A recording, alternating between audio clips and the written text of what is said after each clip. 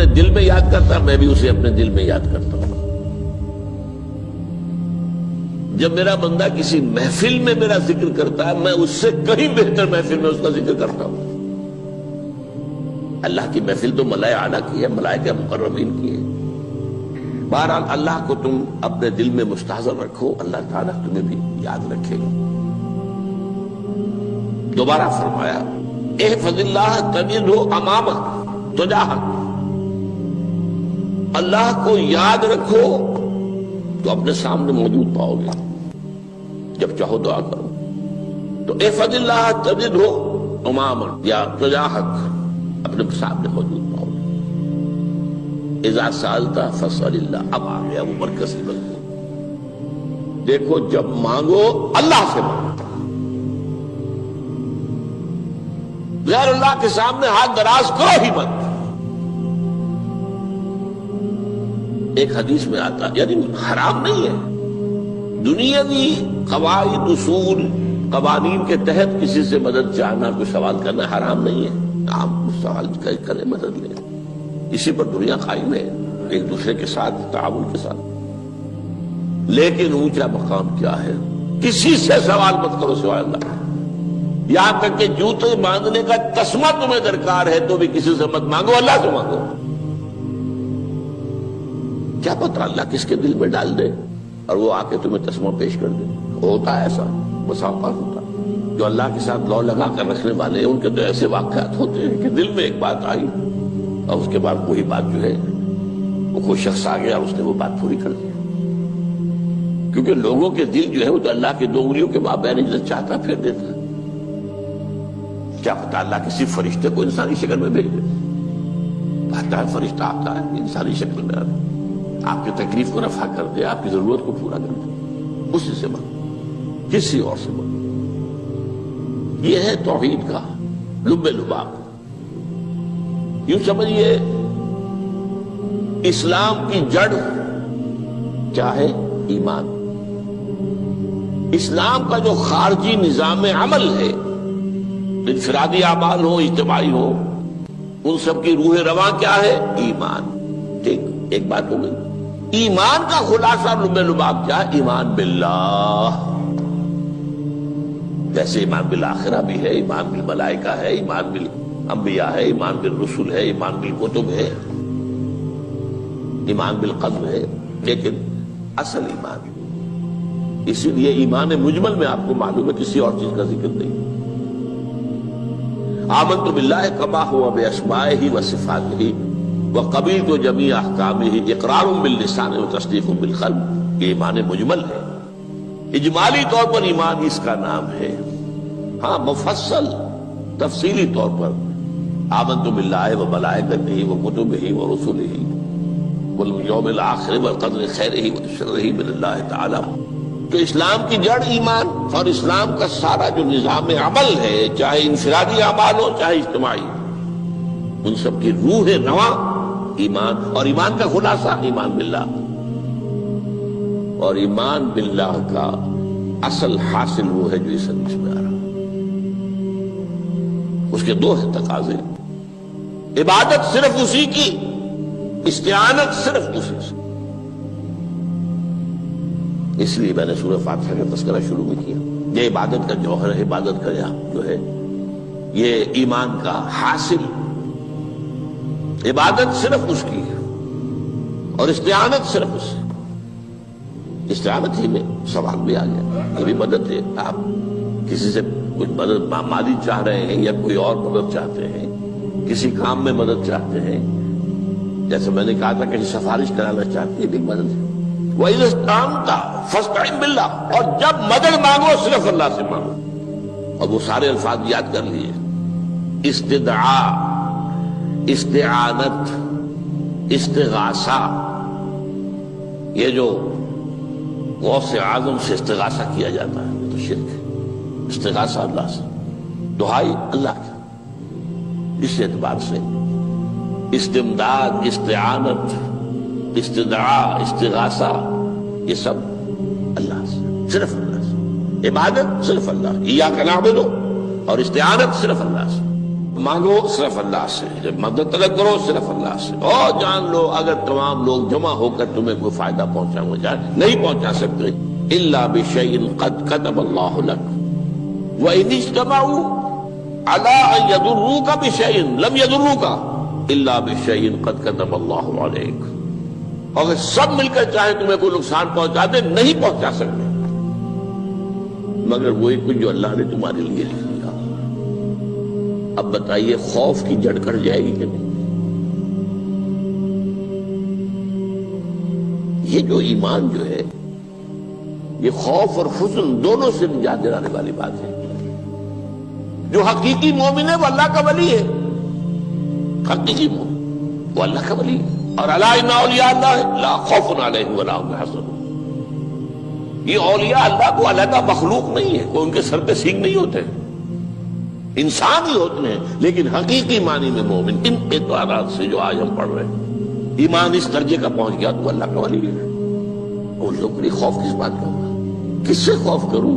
اس کے ہاتھ میں کچھ ہے ہی نہیں، اور اگر کچھ اللہ نے میرے لیے لکھ دیا وہ آ کر رہے گا، چاہے میں لاکھ گڑ گڑاؤں اس کے سامنے کہ مجھے چھوڑ دے، اگر اللہ نے لکھا وہ آیا وہ تو آئے گا، تو کاہے کو اس کے سامنے گڑ گڑانا،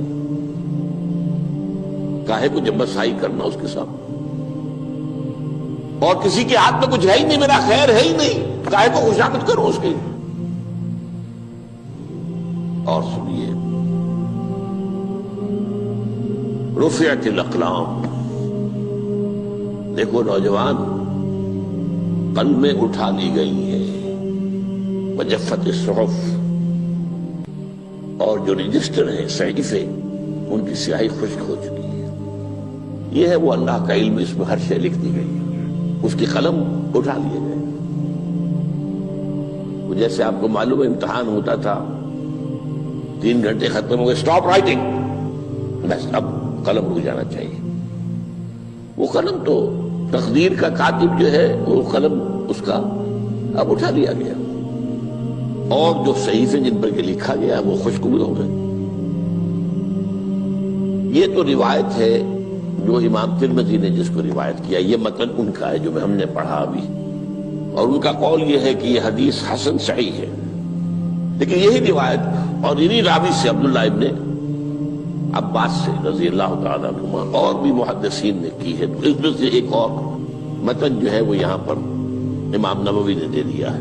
احفظ اللہ تجدہ امامک، یہ تو پہلا وہ ٹکڑا تھا، وقت تو جاہک تھا، یہاں امامک ہے، امام مطلب ایک ہی ہے، اپنے سامنے پاؤں گے۔ اللہ کی حفاظت کرو، اللہ کو دل میں، اللہ کی یاد کو محفوظ رکھو، گویا کہ اللہ کو مستحضر رکھو۔ ذکر اللہ کے معنی کیا ہے؟ استحضار اللہ فی القلب، یہ ذکر اللہ ہے۔ جنہیں ہم ذکر سمجھ بیٹھے ہیں وہ ذکر کے ذریعے ہے۔ اقیم الصلاۃ لذکری، نماز قائم کرو میری یاد کے لیے، نماز ذریعہ ہے یاد کا۔ یہ علیحدہ بات ہے کہ آپ نے 17 رکعتیں بھی پڑھ لی ہو عشاء کی اور یاد آپ کو آئی ہی نہیں کوئی، آپ تو ایک میکینیکل انداز میں جو ہے وہ اٹھک بیٹھک کر رہے ہیں اور آپ کی زبان سے کچھ بھی نکل رہا ہے، تو اس کا آپ کے شعور سے، دل کی گہرائی سے کوئی رابطہ ہے ہی نہیں، وہ ذکر تو نہیں ہوا۔ ہاں نماز فرض تھی وہ ادا ہو گئی، آپ کی ایک فرض ادا ہو گئی۔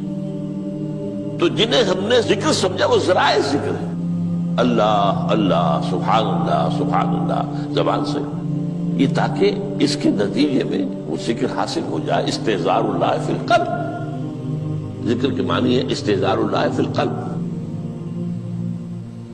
تعرف الی اللہ فی الرخاء، اور دیکھو کشادگی کے وقت میں تم اللہ کو یاد رکھو، اللہ کی طرف رجوع کیے رہو، بھول نہ جاؤ۔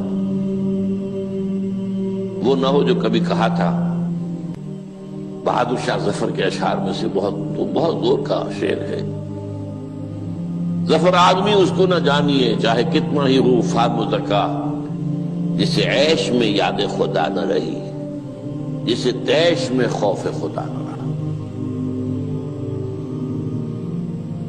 وہ ہے کشادگی کی حالت میں، جبکہ تمہارے لیے کشادگی ہے، اللہ کی طرف رجوع کیے رکھو۔ یعرف کا فی الشدہ، تو اللہ اپنی توجہ تم پر رکھے گا شدت کے وقت میں، جب تمہیں کوئی تکلیف ہے اس تکلیف کو تم پر آسان کر دے گا۔ تکلیف تو آنی ہے، جو لکھی ہوئی ہے وہ تو آئے گی، لیکن یہ کہ اللہ تعالیٰ اس کی شدت کو، ایک ہی چیز ہے جس کو ایک انسان بہت شدت کے ساتھ محسوس کر رہا ہے، دوسرا آدمی اتنا نہیں محسوس کر رہا ہے، احساس کا معاملہ ہوگا نا۔ وہ تو اصل میں اگر انسان کی نرز کٹی ہوئی ہے تو احساس ہوگا ہی نہیں، سرے سے ہی نہیں ہوگا۔ تو اس اعتبار سے اللہ تعالیٰ تمہارے لیے وہ شدت کی کمی کر دے گا۔ وَاعْلَمْ أَنَّمَا أَخْطَأَكَ لَمْ يَكُنْ لِيُصِيبَكَ، اور جان لو جو چیز تم سے چھوٹ گئی ہے، رہ گئی ہے، وہ ہرگز تمہیں ملنے والی نہیں تھی۔ اب آپ نے کسی ملازمت کے لیے درخواست دی ہے، درخواستیں مانگی گئی ہیں، اپنی سی محنت کر لی، نہیں ملی ملازمت، اب آپ بیٹھے ہوئے افسوس میں، رنج میں، غم میں، فلاں نے یہ کر دیا، فلاں نے یہ کر دیا، وہ فلاں جو ہے بڑی تکڑی سفارش لے آیا تھا، فلاں نے رشوت دے دی۔ چھوڑو میاں اس کو، وہ تمہارے لیے نہیں تھی۔ کاہے کو اپنے ذہن کے اندر یہ کھچڑی پکا رہے ہو بیٹھے ہوئے؟ خواہ آپ شاید سوء ظن میں بھی مبتلا ہو رہے ہو، کسی نے نہ رشوت دی اور آپ سمجھتے ہو کہ رشوت دی ہے اس نے۔ یہ ساری چیزیں جو ساری سیئات، ان کی جھٹپٹ ہے۔ وَاعْلَمْ أَنَّمَا أَخْطَأَكَ لَمْ يَكُنْ لِيُصِيبَكَ وَمَا أَصَابَكَ، اور جو چیز تم پر آ گئی، لَمْ يَكُنْ لِيُخْطِئَكَ، ہو ہی نہیں سکتا تھا کہ وہ تم پر نہ۔ یہ کر لیتا تو ہو جاتا، شاید یہ کر لیتا، میں نے ٹیکا پہلے لگوا دیا ہوتا تو یہ بات نہ ہوتی۔ بھائی وہ جو ہونا تھا وہ ہونا تھا۔ اب یہ وہ چیز ہے جس سے انسان میں کیفیت پیدا ہوتی، تسلیم و رضا۔ ہم بھی تسلیم کی خو ڈالیں گے، بے نیازی تیری عادت ہی صحیح، اے اللہ جو تو نے چاہا مجھے قبول ہے۔ اسی لیے میں نے آپ کو آیتیں سنائی سورۃ تغابن کی، ما اصاب من مصیبت الا باذن اللہ، کوئی مصیبت نہیں آتی مگر اللہ کے اذن سے۔ وَمَن یؤمن باللہ یہد قلبہ، جو اللہ پر ایمان رکھتا ہو اللہ اس کے دل کو ہدایت دے دیتا ہے۔ ہدایت کس بات کی؟ تسلیم و رضا۔ سر دوستاں سلامت کہ تو خنجر آزمائی، نہ شبد نصیب دشمن کے شبد ہلاکے تیغت۔ اے اللہ تیری طرف سے ہے، مجھے قبول ہے، اور بظاہر مجھے تکلیف ہو رہی ہے لیکن یقیناً اس میں میرا کوئی خیر ہے۔ بیدک الخیر، تیرے ہاتھ میں تو خیر ہی خیر ہے، جو بھی تیری طرف سے آئے۔ سر تسلیم خم ہے جو مزاج یاد میں آئے۔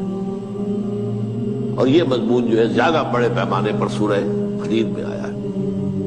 ما اصاب من مصیبت فی الارض ولا فی انفسکم الا فی کتاب من قبل ان نبرأھا، کوئی مصیبت نہیں آتی نہ تمہاری جانوں میں نہ زمین میں زلزلہ آ جانا، سیلاب آ جانا، کچھ اور زمین کا دھنس جانا، یا یہ ہے کہ تمہاری جانوں میں کوئی بخار ہو گیا، کوئی اور تکلیف ہو گئی، اچانک معلوم ہوا کہ انسان جو کینسر ہے، اور کینسر بھی اب 3rd سٹیج کو پہنچ چکا ہے، لیکن جو بھی آیا ہے وہ اللہ کے علم کی کتاب میں پہلے سے لکھا ہوا ہے۔ فی کتاب من قبل ان نبرأھا، یہ کتاب میں درج ہے اس سے پہلے کہ مجھے ظاہر کرے۔ اس کا نتیجہ کیا نکلنا چاہیے؟ لیکن لا تأسوا علی ما فاتکم ولا تفرحوا بما آتاکم، افسوس نہ کیا کرو جو تم سے جاتا رہے، چھوٹ جائے، کوئی عزیز فوت ہو گیا، کوئی موقع ہاتھ سے نکل گیا، ارے بھائی میں چوک گیا، بڑا موقع تھا، اب اس پر افسوس کر رہے ہیں۔ نہیں، جو چیز لیکن لا تأسوا علی ما فاتک ولا تفرحوا بما آتاک، جو اللہ تمہیں دے دے اس پر اتراؤ مت۔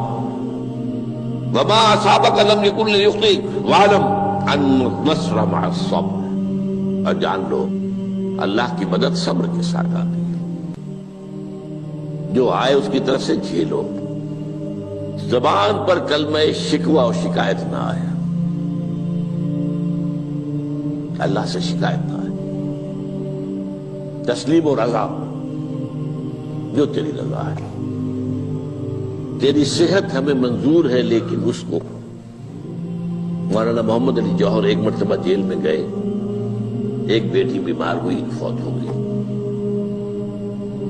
اس کے بعد دوسری مرتبہ پھر جیل میں گئے، دوسری بیٹی کو وہی بیماری ہوئی، جیل میں اطلاع ملی کہ بیٹی کو یہ بیماری ہو گئی ہے۔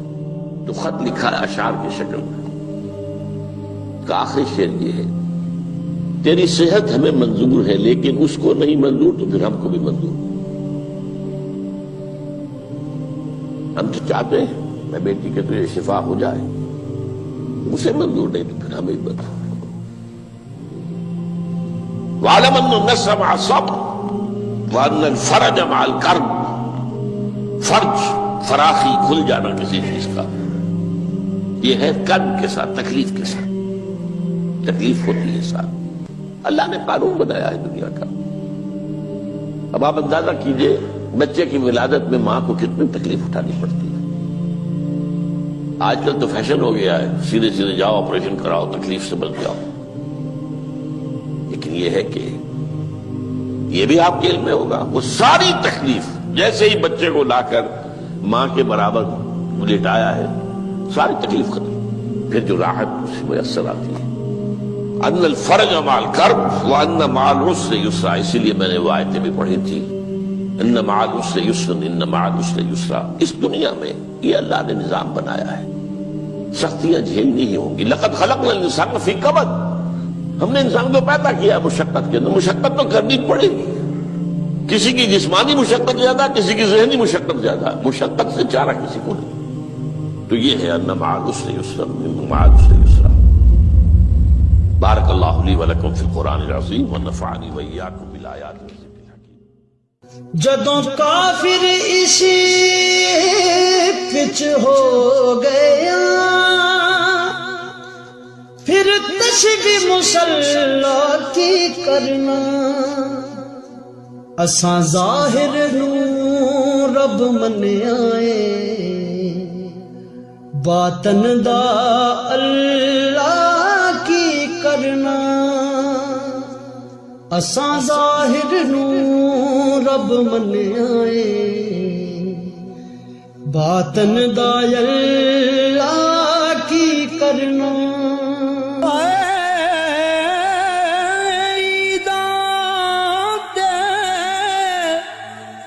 شب رات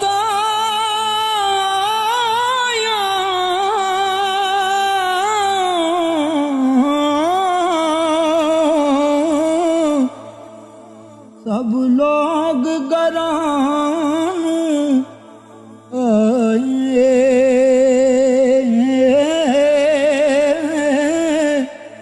او نہیں آئے او پرت محمد جو آپ ہتھیں دفنا